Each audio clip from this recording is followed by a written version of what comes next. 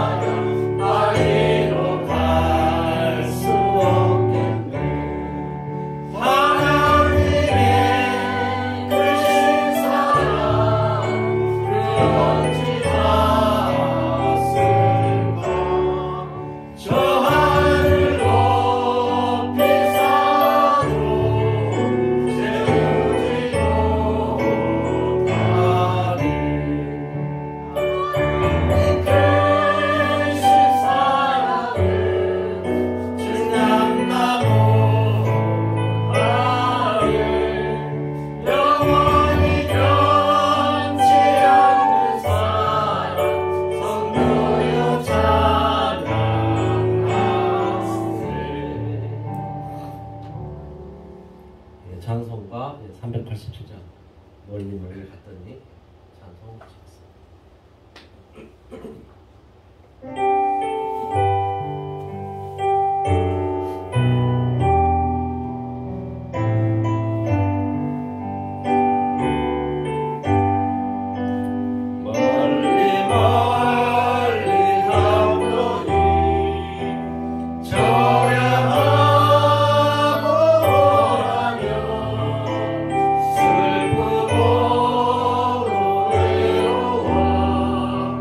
정처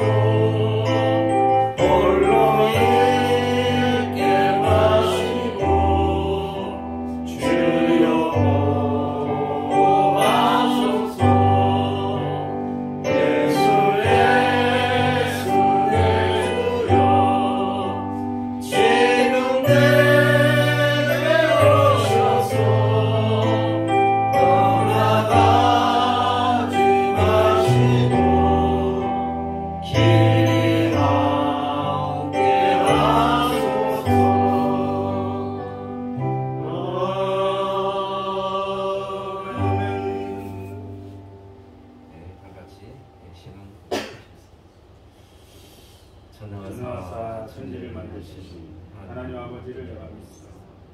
그의 아들 우리 예수 그리스도를 믿사.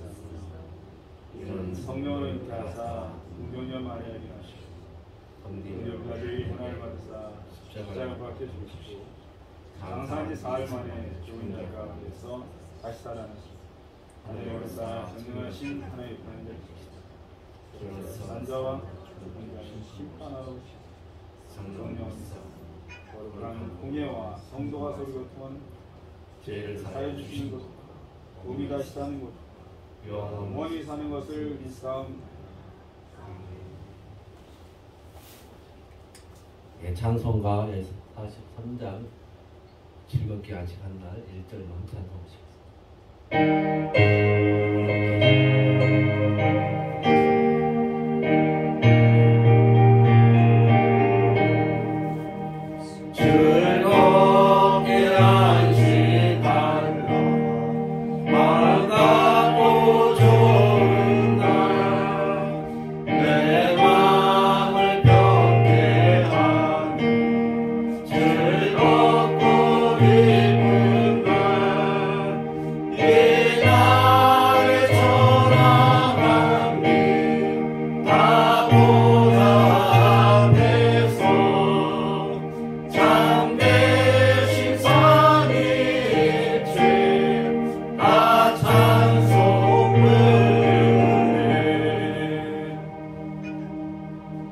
성시교독은 시편 1편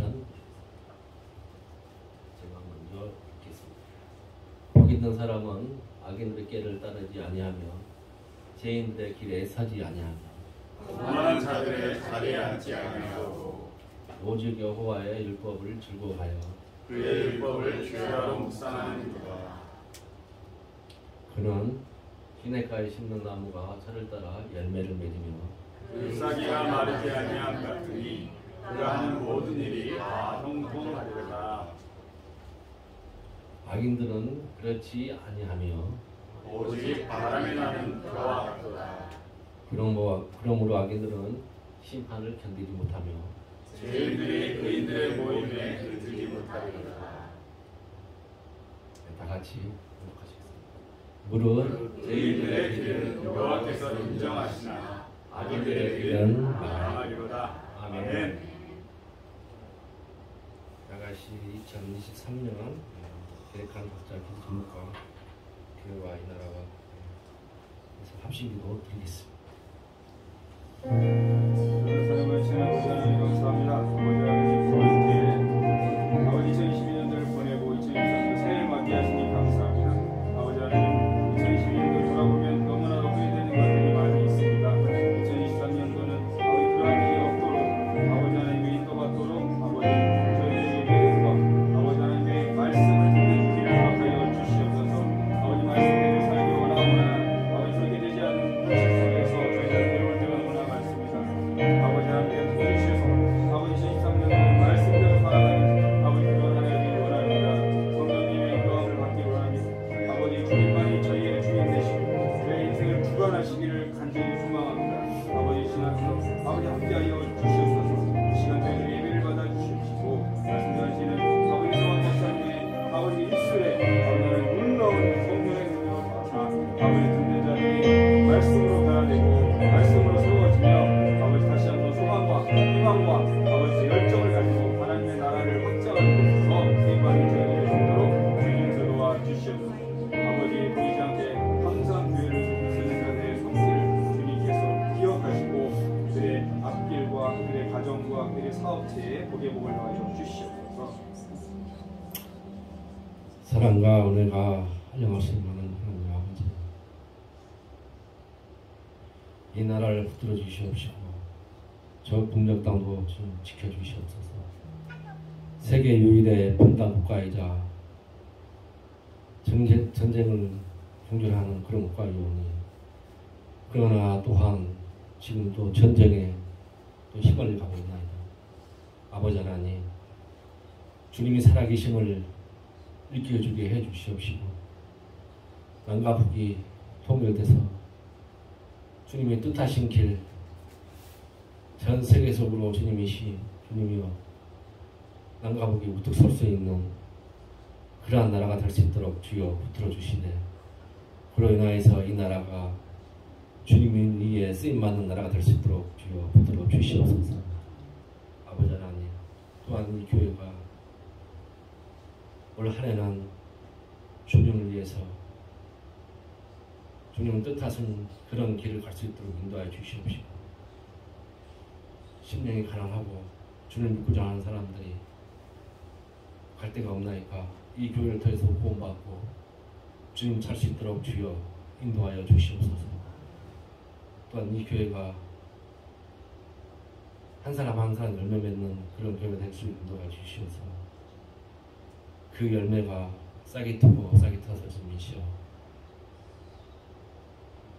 많은 사람들이 열매 맺고 열매 맺을 수 있는 그러한 교회가 될 수 있도록 주여 인도하여 주시옵소서. 또한 아버지 하나님, 우리 이런 교회 성도님들 직접 붙들어 주시옵소서. 주님이 예레미야에게 말씀하셨듯이 너는 내게 부르짖으라, 내가 내게 응답하겠고 내가 알지 못하는 흑고 가운데서 주님이 답하여 주신다고 하신 그 말씀이 우리 이번 교회 성도들 가정마다 일어날 수 있도록 저희 인도하여 주시옵시고, 그로 인하여서 우리가 주님 위에 그 믿는 믿음으로 인해 무뚝 설 수 있는 그러한 오늘 한 해가 될 수 있도록 인도하여 주시네. 감사가 충만하고 은혜가 충만하고 믿음이 충만하고 모든 이에게 많이 베풀 수 있는 그런 가정이 될 수 있는 2023년이 될 수 있도록 인도하여 주시옵소서. 또한 아버지 하나님, 이상 목사님 오늘 한 해도 추구하는 그 길이 있을 건데 주님이 그 길도 인도하여 주시옵시고, 그 추구하는 길도 주님이 닦아주시옵시고, 또 건강도 지켜주시되 주님이 주님 안에서 늘 행복과 은혜가 성령이 충만하는 그러한 말씀만 전하게 인도해 주시옵시고, 일알이 싹이 트고 열매가 맺는 그러한 말씀만 되게 인도하여 주시옵소서. 그로 인해서 그 열매들이 우리 생명의 양식이 되는 그러한 일들이 가득하는 그러한 한 해가 될 수 있도록 인도하여 주시옵소서. 모든 걸 다 주께 의탁하고 우리 주 예수 그리스도 이름으로 기도드렸습니다.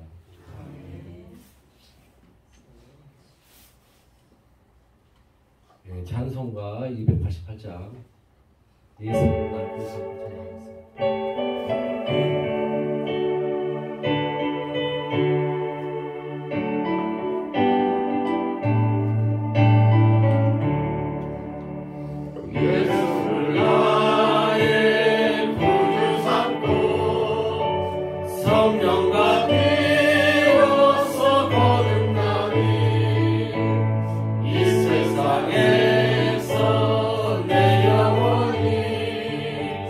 하늘에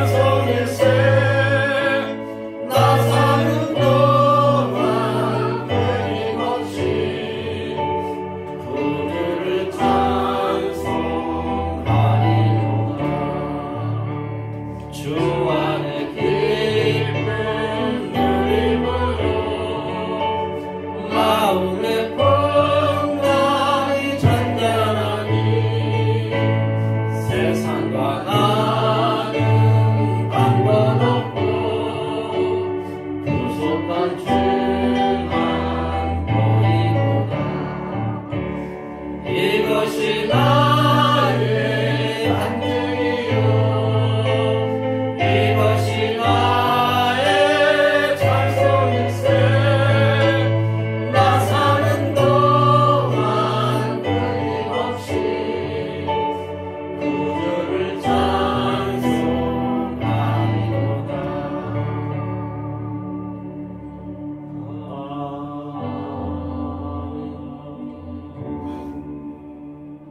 네, 성경 공동은 마태복음 5장 3절 다 같이 봉독하시겠습니다.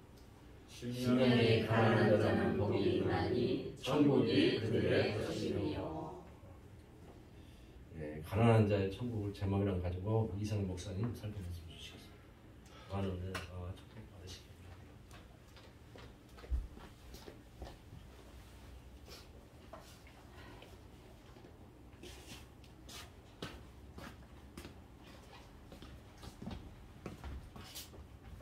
네, 잠깐 기도하겠습니다. 하나님 감사합니다. 우리도 이 시간에 말씀 앞에 섰습니다. 이 말씀을 통하여서 우리들의 마음이 이렇게 정리가 되고 질서가 잡히고 또 주님을 바라보는 늘 지금 그 전에도 주님을 바라보지만 말씀을 통하여서 이제 우리들의 마음을 다시 한번 다잡는 그런 기회가 되게 하여 주시옵소서.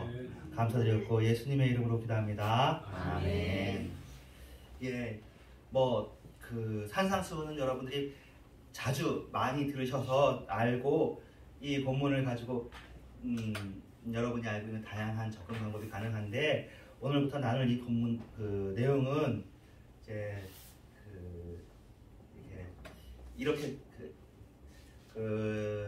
UBF라는 선교 단체가 있고 그 UBF라는 선교 단체에서 ESF라는 단체가 나오고 CMI라는 단체가 나왔어요. 여러분하고는 아주 무관하지만 이 UBF라는 단체가 이제 그 CCC보다 사실은 굉장히 영향이 컸었어요. 우리가 웬만하면 아는 단체가 CCC잖아요. 그래가지고 그 한때는 우리나라에서 단일 단체로 선교사를 제일 많이 파송을 했었어요. 근데 거기에 제가 아는 분이 이제 그 경인문의 지도 목사님이 되셔서 그래가지고 저하고 한 1년, 2년 정도 같이 성경 공부를 하고 이제 그러셨거든요. 그 대학도 저보다 한참 선배시고 그러신데 대학을 졸업하고 그 아주 이른 때 대학을 서울대를 나오셨기 때문에 그 출세하는 길로 갈 수 있잖아요. 돈 버는 길로. 안 가고 정말로 이제 그렇다고 교회 목회도 안 가고 대학생 선교단체 목자로 오랜 세월을 보내신 거예요. 나중에 이제 신학교 가서 목사님도 되셨고 그분이랑 같이 말씀을 나누면서 그분이 주신 그런 내용으로 우리가 나누는 겁니다. 지난 주일, 어저께 성모영신 예배도 그분의 메시지를 가지고 같이 나누었고 이것도 그런 건데 한번 보겠습니다. 그분이 본인이 근본적인 고백이 그래요. 내가 참 대학생 선교 다니면서 열심히 하고 부흥도 시켰는데 그 다음에 이게 머지않은 회의가 잠깐 들어왔대요. 그래가지고 조금 내려놓고 그래가지고는 따로 훈련을 받고 고민을 하면서 깨달은 게 여러분과 같이 나누는 거예요. 그러니까 자기도 사역의 열매도 있었고 잘한다고 해봤고 사람들도 훈련시켜봤는데 결국 깨달은 건 지난 주일 얘기한 거, 지난 주 송우영신 예배 한 거, 또 오늘도 같이 나눈 이거예요.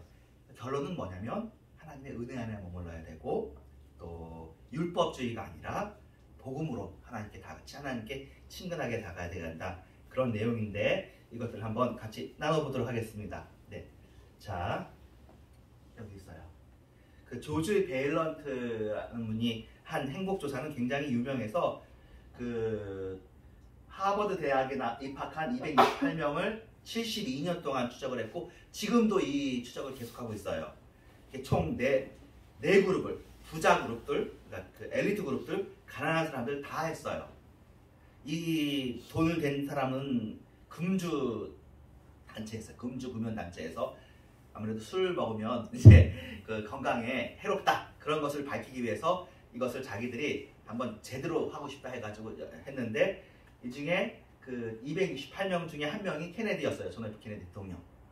그래서 굉장히 유명했죠. 이게 2010년인가 12년인가 발표가 돼가지고 이제 제가 한번 여러 번 얘기한 적도 있고 여러분도 들어본 적이 있을 거예요. 그래서 이 교수님이 금주 쪽에서 제정은 됐으니까 또 있는데 어쨌든 행복의 조건을 7가지를 제시했어요. 1번 고통과 고난에 대응하는 성숙한 방어기제. 머리 좋은 사람도 이게 없는 사람들이 많다는 거예요. 탄력성. 위기가 닥쳤을 때 거기에 좌절해버리는, 그러면 그러니까 그 하버드에 나온 사람 말고도 그 빅민촌에 있는 사람들 했거든요. 이런 사람들도 건강하게 잘 사는 사람들이 있어요. 근데 40대 50대에 고통과 고난을 때로는 뭐 배우자의 죽음일 수도 있고 사업에 실패일 수도 있고 자기가 원하는 대로 뭐 일이 안 되는 것일 수도 있고 그렇잖아요. 뭐는 그 실직을 하는 것일 수도 있고, 근데 그것을 감당 못하니까 그것을 스트레스를 받아버려가지고 1번이에요. 두 번째는 그래도 꾸준히 교육을 받는 거, 교육을 놓치지 않는 것이 중요하다. 세 번째는 결혼 생활의 안전된 결혼 생활이 참으로 중요한 것 같다. 금연 47세 이전에 금주, 그리고 일주일에 2시간 이상의 운동, 알맞은 체중이에요. 제가 이거 이렇게 하면서 난 알맞은 체중은 아닌데, 알맞은 체중이 되면 한참 멀었는데 그런 생각이 들었는데, 자, 그래서 50대에 이 중에 5가지, 6가지 조건을 충족했던 하버드생 106명은 거의 절반이 80세까지도 행복하게 살았대요. 그런데 50세 때 3가지 미만의 조건을 갖췄던 사람들은 80세 때 건강한 상태에 있는 사람은 아무도 없었다고 해요. 이거는 세속적으로도 되게 유명한 거고 책도 나왔고 그 앞으로도 이것에 대해서 이걸 기반으로 해서 많은 발표들이 있을 거예요. 근데 이 다음 거하고 비교해보면 또 달라요.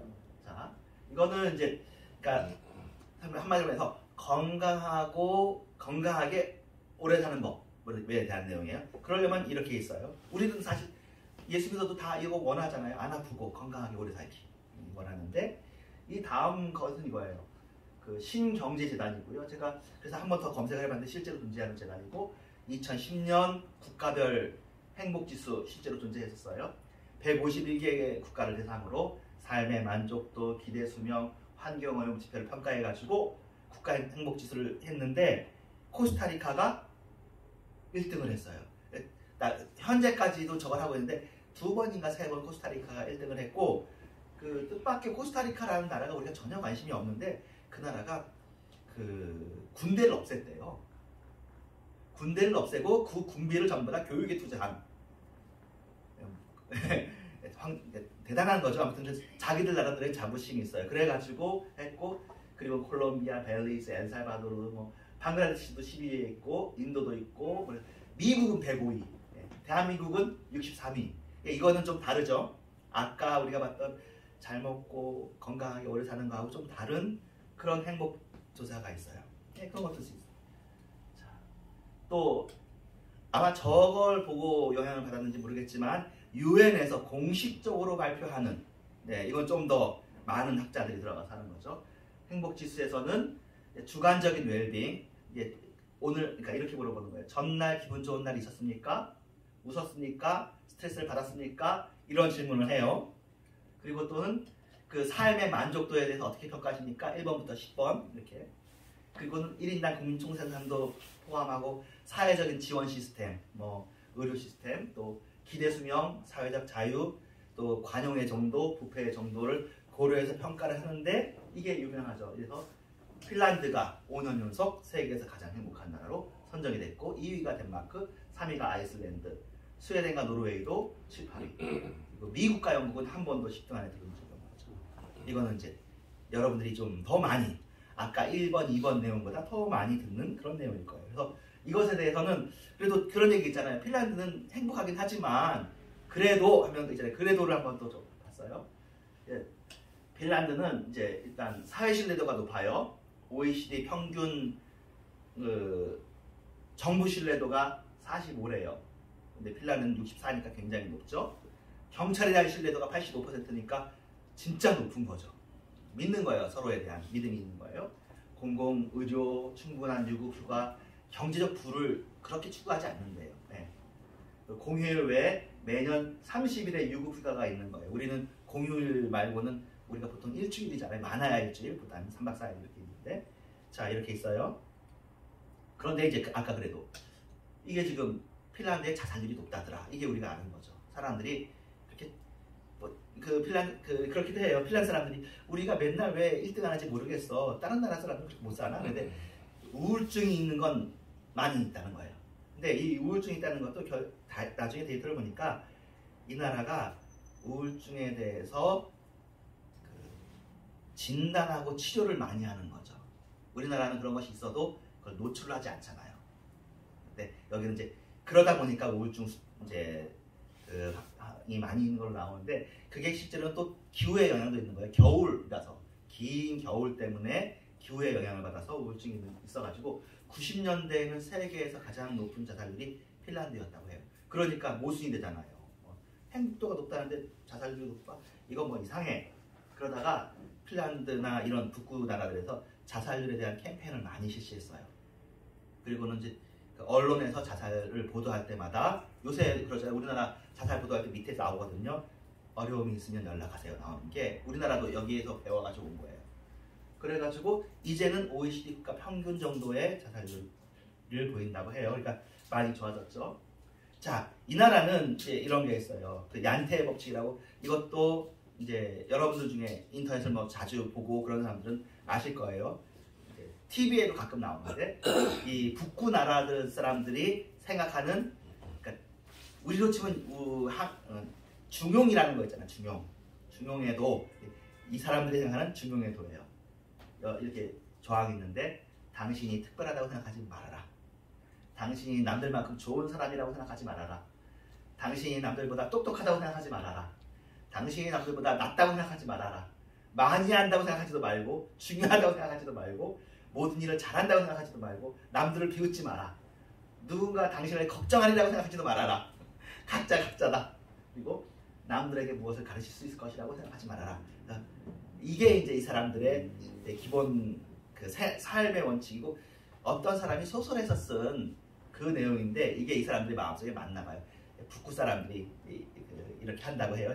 이것들도 자기들 생각에는, 그러니까 삶에 대한 기대치가 그렇게 높지 않으니까 행복하지 않냐, 이렇게 생각하는 게 있어요. 자, 요런 이야기를 봤어요. 3가지 조사를 보았고, 또 덴마크에, 그러니까 핀란드에 대해서 좀 더 깊이 보았고, 얀테 법칙이라고 나름대로 유명한 요거까지 우리가 보았어요. 이제 플라톤이에요. 아주 옛날 사람이죠. 근데 플라톤도 의외로 그런 비슷한 행복의 조건을 제시했다는 거예요. 행복하려면 먹고 입고 살 수준에서 조금 부족한 재산이 있는 게 낫다. 넉넉한 것보다. 모든 사람이 칭찬하는 것보다 조금 부족한 용모인 게 낫다. 그러니까 이게 좀 넘치면 잘난 체하고 교만하고 그렇게 되나 봐요. 셋째, 사람들이 자만할 수 있는 정도보다는 좀 절반 정도에 있는 명예가 나은 것 같다. 네 번째, 겨루어서 한 사람한테는 이길 수 있지만 2사람한테는 질 정도의 체력이 있으면 좋다. 그리고 말솜씨는 연설을 하면 모든 사람을 휘감는 말솜씨가 아니라 절반 정도는 고개 끄덕이지만 절반은 이거 사람 못해, 이런 말솜씨가 있으면 좋다라고 제시했대요. 그러니까 의외로 요새 자본주의 행복 그 느낌하고 많이 다르죠. 자본주의 행복 느낌하고 제일 비슷한 건 제일 처음 조지 밸런트, 금주하고 금연하고 몸무게 딱 조절하고 운동하고 이렇게 하는 이런 게, 이렇게 비록 거기서 이제 돈에 대한 내용은 없었지만 그래요. 이런 약간 중용, 얀테 법칙, 플라톤의 얘기, 이런 것들이 있어요. 이것들도 다 어쨌든 행복에 대한 내용이고, 심리학에서 긍정심리학이 있다는 얘기들은 이미 교회에서 제가 한번 말씀을 드렸고, 또 행복에 대한 교수의 강의를 연속으로 한번 2-3주 정도 했던 적도 있습니다. 자, 근데 성경에서는 뭐라고 얘기하냐면 전혀 반대죠. 심령이 가난해야 복이 있다. 애통해야 복이 있다. 의에 줄이고 목마른 자가 복이 있다라니까, 이건 세상에 없는 얘기잖아요. 플라톤도 중용도 나름대로 훌륭한 것이고, 얀테 법칙도 나름대로 훌륭한 것인데, 이건 뭐 다른 거예요. 좀 세상이 주는 복 말고, 그것도 중요하고 필요하지만 우리 육신을 입은 사람한테 필요하죠. 영혼의 복은 이 올해가 내용은 평안한 거고 내용은 소중한 거. 내 영혼의 복은 가난한 거하고 관련있는 것 같다. 심령이 가난한 거하고. 그럼 심령이 가난하다는 거 우리가 많이 들었지만 또 한 번 더 생각해보자. 그 성경에서 말하는 이런 축복은 이거죠. 우리 내면의 자아, 영혼, 마음, 이런 마음이 가난한 사람이 복에 가까운 거예요. 가난한 사람. 그럼 마음이 가난하려면 어떻게 해야 되느냐? 어떤 사람이냐? 사실은 교회에서도 3중 축복, 5중 축복 해가지고 믿음 안에서 잘 먹고 잘 살게 되는 일들을 우리가 추구하잖아요. 사실 우리 교회에서만 그런 얘기 잘 안 하지. 여러분 뭐 유튜브에 보면 대다수가 이런 얘기거든요. 그러니까 제가 이런 얘기만 주로 해서 그렇지 한국교회 메시지가 주로 이런 이야기죠. 그런 얘기를 제가 안 하려고 애를 쓰는 거예요. 그게 우리가 워낙 그런 부분에 약하기 때문에 저도 그런 얘기를 들으면 자극이 돼요. 어떻게 하면 우리가 잘 살까? 어떻게 하면 우리가 안 아프고 잘 살까? 이게 우리의 마음을 막 자극하니까. 근데 예수님께서는 복되도다 심령이 가난한 자요 마음이 가난한 자가 복이 있다라고 얘기한단 말이에요. 그래서 헬라어로 들어가 봤어요. 헬라어에 가난하다는 말이 프로코스인데 페네스라는 사람도 가난한 거고 프로코스도 가난한데 페네스는 가난해서 매일매일 노동으로 생활하는 사람이고 여유 없는 자고 프로코스는 가난하다 못해 매일 푸어라면서 사는 그러니까 이건 불쌍한 사람인 거예요. 가난한 사람이 있고 불쌍한 사람이 있잖아요. 이건 불쌍한 사람이야. 헐벗은 사람이야. 극도로 절망에 그런 있는 사람인 거야. 그러므로 심령이 가난하다는 것은 자기 내면의 부족함, 결핍함을 절실히 느껴가지고 비참하다는 생각을 그러니까 참 내 인생 너무너무 힘들다. 내 인생은 참 쉽지 않구나 라고 생각하는 정도로 생각하는 게 심령이 가난하다는 거예요. 이거는 다른 사람하고 비교해서 오는 열등감이나 비하, 자기 비하도 아니고 소극적인 것도 아니고 조용한 것을 좋아하는 것하고도 다르고 적극적이고 활달한 성격을 가졌다고 해도 이걸 느낄 수 있어요. 이거 진짜 제가 많이 느껴요. 제 친구들 중에서도 아주 밝아요. 그런데 이거 밝은 것은 사람들을 즐겁게 해주기 위해서 밝은 거지 자기 속마음은 힘든 사람도 있더라고요. 그럴 수 있어요. 이게 그런 거거든요. 자, 내 마음이, 내 영혼이 이렇게 참 고달퍼. 예, 또 이것은 그런 것도 아니에요. 다른 사람한테 비난을 듣고 핀잔을 들 정도로 실수를 하는 그래가지고 가난한 것만도 아니에요. 또 물질적으로 너무 가난해가지고 초라한 마음, 비참한 마음, 위축된 마음을 가진 그런 것만도 아니에요. 그럼 뭐냐면 이런 거라는 거죠. 하나님 앞에서 영생 앞에서 천국 앞에서 구원 앞에서 그러니까 이 가난함을 느끼려면 하나님 앞에 가야 가난함이 느껴지는 거고 우리가 이 세상을 살려면 이만큼의 가난함은 아닌데 우리가 천국을 바라보고 하나님을 바라보면 오호라 나는 죄인이구나 내가 죽게 되었구나 그런 가난함을 깨닫는 거예요. 하나님 앞에 죄인이라는 것을 깨달을 뿐만 아니라 여러 가지 구체적인 죄악들 나의 잘못들 타성들을 회개하게 되는 겁니다. 그리고는 이런 죄를 회개하고 나를 위해 십자가에 달리신 주님의 은혜를 영접하고 그래서 죄사함을 받고 정결한 삶을 살아요. 이게 지금 한 문장이고 우리가 눈으로 한번 보지만 이것이 남의 일이 아니라 내 일인 거죠. 정말로 진심으로 이게 말하는 사람 어쩌면 어떻게 보면은 이렇게 말하는 목사보다도 이렇게 말하는 설교자보다도 더 깊이 하나님 분입니다. 하나님 분입니다. 하나님이 없으면 난 안 됩니다. 나는 나갑니다.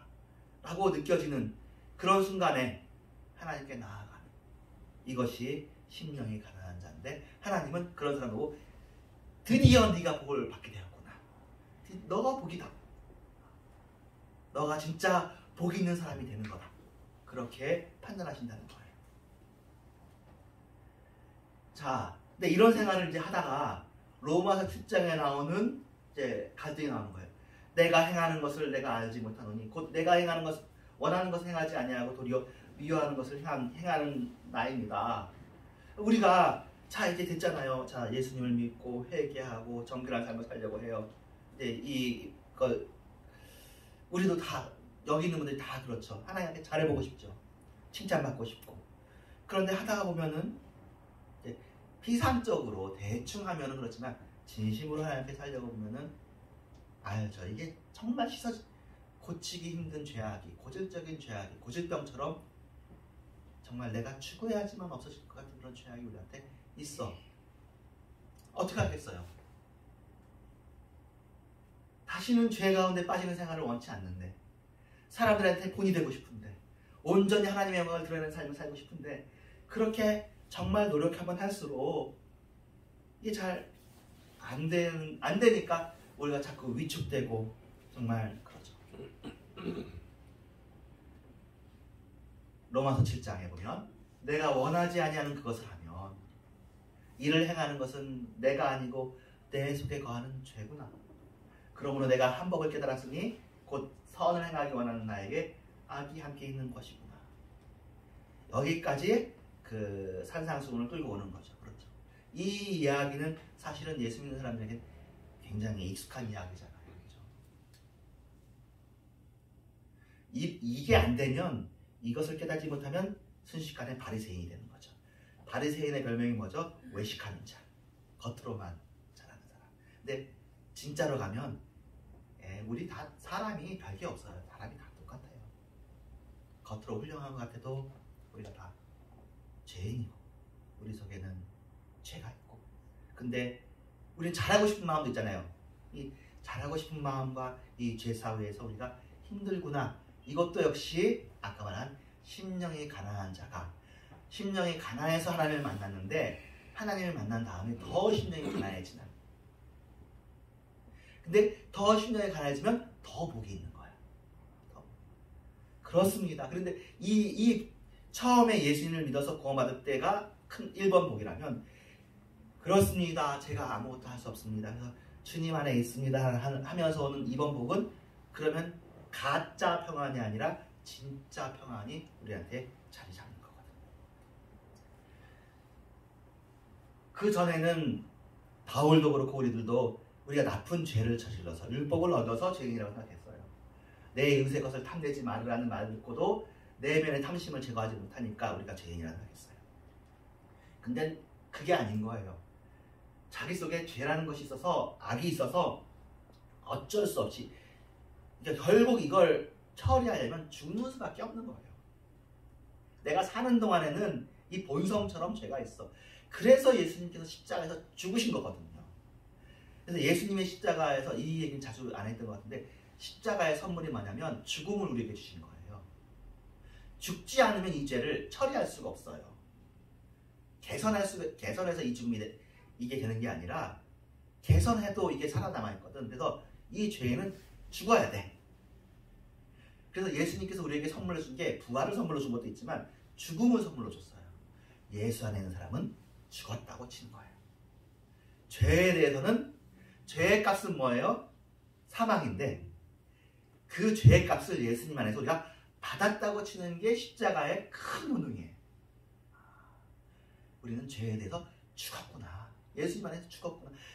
예수님마저도 그 육신으로서는 그냥은 안 되는 거예요. 이 육신의 죄를 정하사 그 육신이 죽어야, 그리고 새로운 부활체로 살아야 되는 거예요. 아담이 죽어야 되는 거예요. 죽음이 귀해요. 그래서 근데 죽고 난 사람한테는 더 이상 죄를 묻지 않거든. 죽음은 끝이야. 아무리 많은 죄를 졌어도 죽음은 끝이야. 죽음을 넘어서 죄의 형벌이 따라오지 않아. 예수님이 그 죄와 형벌을 십자가에서 해결하신 거죠. 그래서 우리는 죽음을 우리에게 선취해 주시고, 감사합니다. 그러니까 예수님께서 죽으셔야 되는 거예요. 그런 의미에서 하나님에 대한 모든 그러니까 율법주의가 틀린 게 아니잖아요. 율법을 지키려고 하는 것이 옳은 일이고, 구약에서도 말씀하셨는데, 그래도 안 되는 우리들을 예수님이 우리를 위해서 죽으신 거죠. 우리를 위해서 죽으셨다. 우리를 대신해서 그 피를 보고 하나님께서 감동해가지고 우리를 용서해주기 위해서 죽었다고 볼 수 있지만, 너네들의 너네들은 아무리 잘해도 안 돼. 육신이 죽고 새로운 생명으로 태어나야 돼. 그래서 십자가에서 죽으신 거라고 볼 수도 있어요. 이 어쩔 수 없는 죄, 본질적인 죄를 확 죽인 거죠. 그래서 장사 지낸 것이 묻어버린 거죠. 선지자 이사야가 말합니다. 우리는 다 부정한 자 같아서 우리의 의는 다 더러운 옷 같으며 우리는 다 잎사귀 같이 시들므로 우리의 죄악이 파랑같이 우리를 몰아갑니다. 근데 예수님 알기 전에는 이렇게 하는 것은 우리를 고문하는 거죠. 어쩌자는 거예요. 예수님이 없이 너네들은 죄인이라고 하면 어떻게 하면 좋을까요? 우리가 이 공관 우리가 어떻게 해야 될까요? 방법이 없어. 근데 예수님의 십자가가 그 방법인 거예요. 십자가로 들어가면 우리가 죄에 대해서 죽고 의에 대해서 산 자로 살 수 있는 거예요. 죽음이, 그러니까 어떻게 정말 죽음이 중요한 거예요. 우리의 의는 다 더러운 옷과 같다. 우리가 내세울 수 있는 건 다 더러운 것입니다. 그것을 하나님 앞에 내세울 수가 없습니다. 그래서 십자가를 깨달으면 깨달을수록 우리가 더 평안해지고 더 남을 이해할 수 있게 되어지고 그러는 겁니다. 예, 제가 이런 적 했지 않습니까? 목회도 성공하지 않았습니까? 또 교회도 부흥시키지 않았습니까? 또는 제가 뭐 운동선수가 되어서 또 무슨 일을 해가지고 주님께 영광 돌리지 않았습니까? 그래도 제가 좀 봉사하려고 하지 않았습니까? 그러한 모든 것들도 더러운 옷과 같은 거예요. 이것을 하더라도 어떻게 해야 돼요? 예수 안에서 해야 이게 옳은 거야. 예수 안에서 하지 않으면 다른. 그러니까 겉으로 사진 찍어서 몰라요. 하나님으로 사진 찍어야 돼. 예수 안에서 찍어야지 이 일이 옳은 거예요. 예수 안에서 내가 그리스도가 하는 걸로 믿으면, 그러니까 믿음으로 하지 않은 건 다 죄고, 믿음으로 하면 그럼 뭐예요? 의가 되는 거죠. 이 믿음에는 누가 나타나요? 그리스도가 나타납니다. 네, 그런 거예요. 그렇습니다.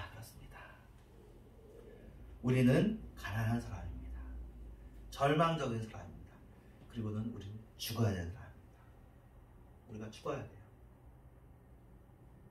감사하게도 주님께서 우리에게 죽음을 선물해 주셨어요.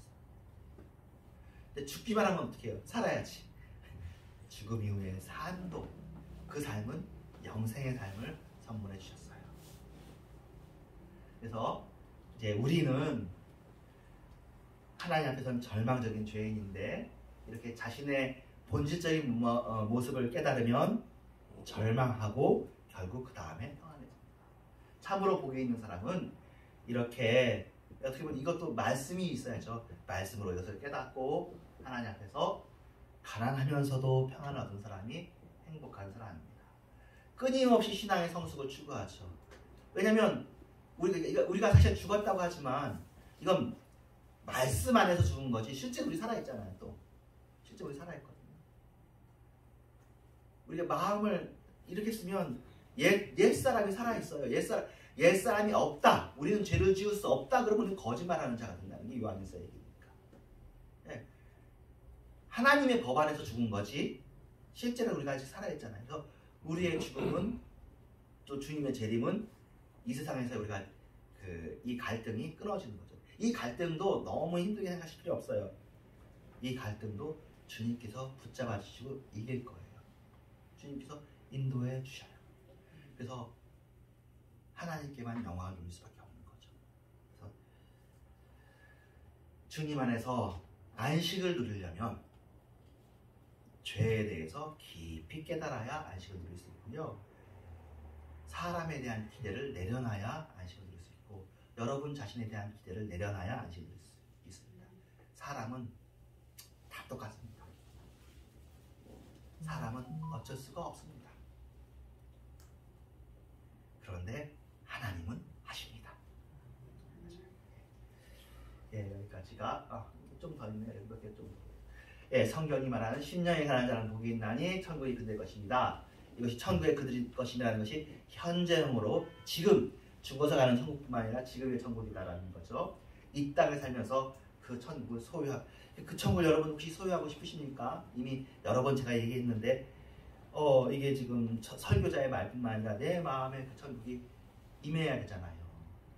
근데 그걸 임하려면 뭐 해야 되나요? 자꾸 그러잖아요. 뭐 해야 하는 게 아니라 믿어야 돼요. 이 말씀을 믿고 하나님께 의뢰해야 평안이 와요. 여러분의 행위에 의지하면 평안이 올 수가 없어요. 왜냐면 그 행위가 없어지면 평안이 사라지니까. 여러분의 평안은 하나님의 사랑에 근거해야 돼요. 하나님의 말씀에 근거해야 평안입니다. 그러면 이 땅에서 천국을 소유하게 되고요. 천국에서 누릴 수 있는 참된 행복과 참된 기쁨과 참된 만족이 이 세상에서부터 자라나는 겁니다. 천국은, 영생은 천국에서 영원히 사는 것이며 동시에 이 세상에서도 남다른 삶, 거룩한 삶, 구별된 삶을 사는 것인데, 이 구별된 삶이 우리가 힘으로 애써 사는 구별된 삶이 아니라 이 평안이 구별인 거예요. 이 평안이. 세상에 대해서 죽고 하나님께 대해서 사는 천국의 참된 행복과 기쁨과 만족을 누리며 사는 거예요. 근데 사실 이게 우리가 원하는 거잖아요. 우리가 원하는 평안, 우리가 원하는 기쁨, 항상 기뻐하고 이런 것들을 하려면 우리의 노력을 끝내야 돼. 사람의 노력이 끝나야 돼. 그러고 난 다음에도 우리가 가만히 있는 건 아닌데 그 다음에는 평안하게 하는 거예요. 평안하게. 그래서 그 파도 타기를 한다. 그러니까 이 세상에서는 이렇게 물결이 이렇게 흐르면 물결을 거슬러서 올라가는 연어처럼 우리가 의지력을 다해가지고 뭔가를 추구하고 성취하는 것이 칭찬받는 일이에요.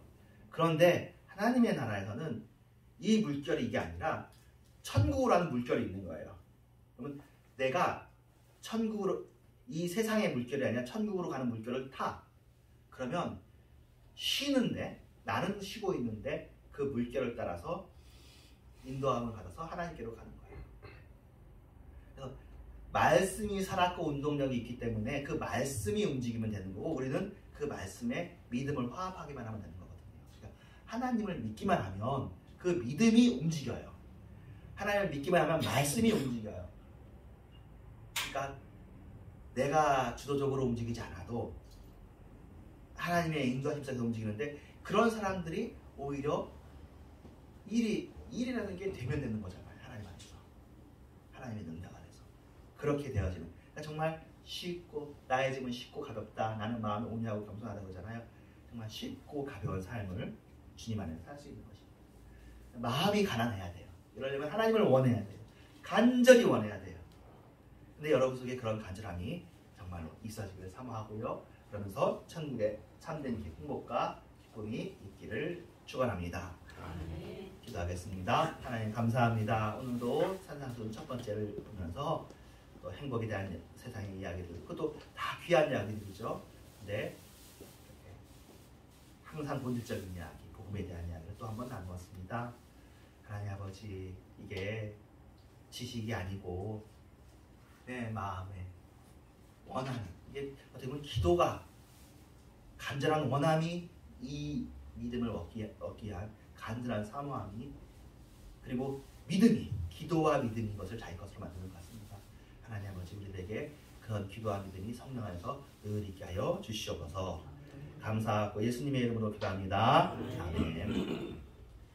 예, 헌금성도 새롭게 바뀌었어요. 인내 보겠습니다.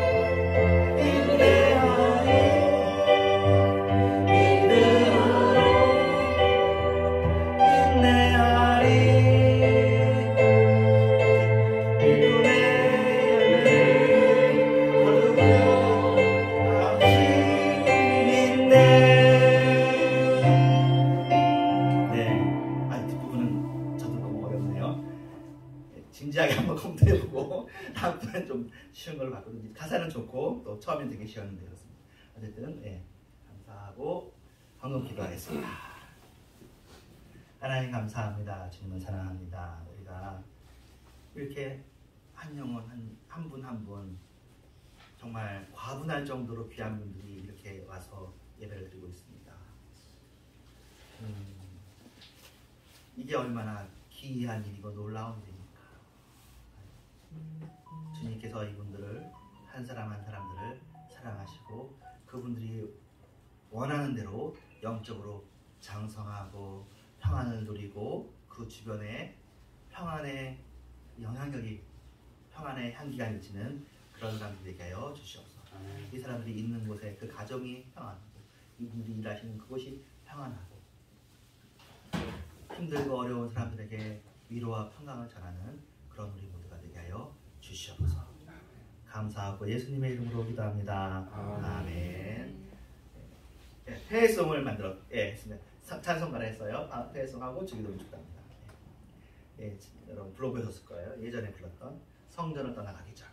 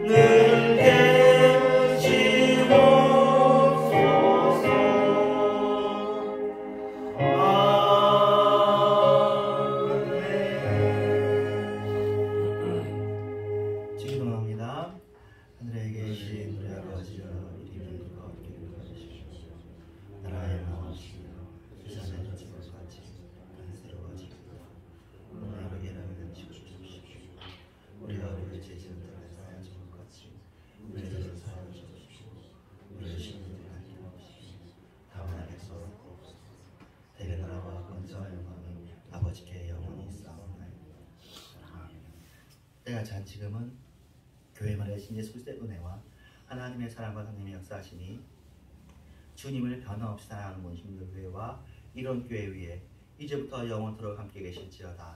아멘.